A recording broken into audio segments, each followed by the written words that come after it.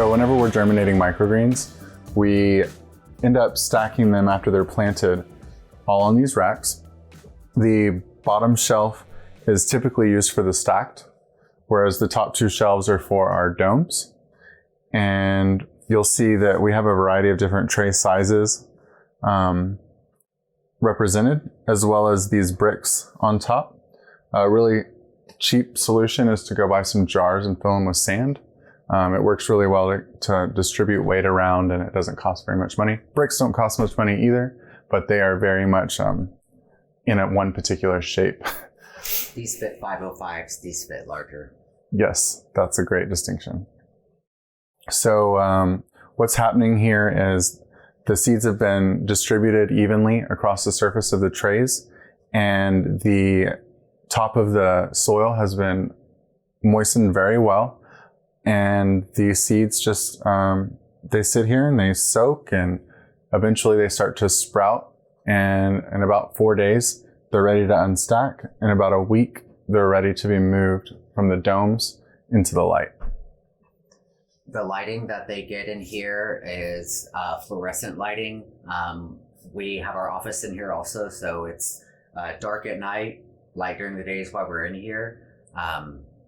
There's no special thing that happens lighting wise for them. Like we've talked about before, they are in the dark because they're stacked under one another, minus the domes.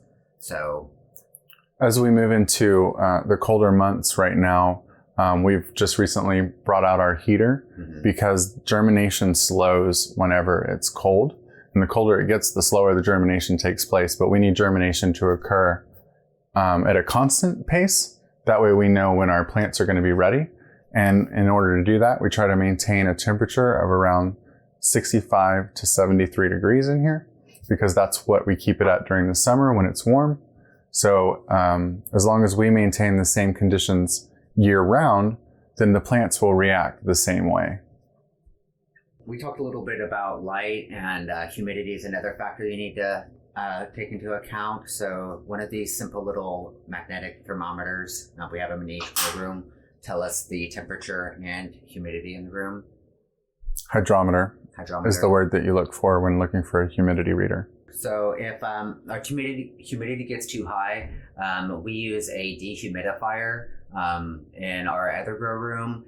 Depending on what it's outside, you could open a window if you wanted to, but then you're letting in things from outside, allergens, pollen, things like that. So we have a dehumidifier for that case.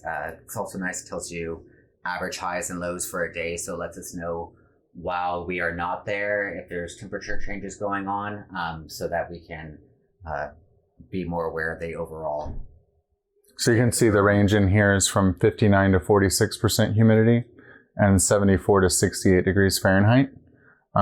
We try to keep humidity below 70%. If you get up into the 80s is where you really start to see problems with mold and fungus, etc.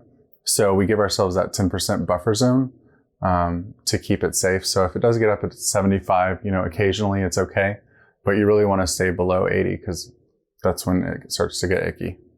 So when talking about microgreen germination, we went ahead and brought down 3 of our trays for you. We removed the domes from them so you can see what stage they're at.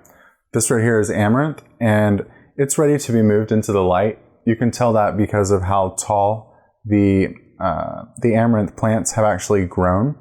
And there's going to be some close-ups of the Amaranth, so you can actually take a look at the roots and how they grow and how the plant comes up. And then, do you want to do the next one? Yeah, the next tray you're looking at is lemon basil, and it is just the right time for it to go over. It has about finger-length stem, so maybe about an inch stem on it, and you might not be able to see here, but there's a little bit of a directional movement to both of here and here. That's, like I told you, our light sources here, and our germination's against the wall, so they pull a little bit towards the light as they're germinating, and then they fix as soon as you get them into the grow room because the light's directly above them. And that is called etiolation whenever a plant reaches for the light. And that is when you use a blackout dome, that is the reason that they stretch, that the stems stretch, because the plant is using all of the energy located in the seed to grow the stem, it thinks it's going through soil because there's no light yet. As soon as the light hits the leaves, the cotyledons start producing energy for the plant to continue growing. So that is why they lean towards the light, because they're not getting quite enough yet. The tray on the end are our mirepoix farms, and we have 3 different varieties in these. The closest one to us is carrots, then you have bunching onions, and on this side you have celery.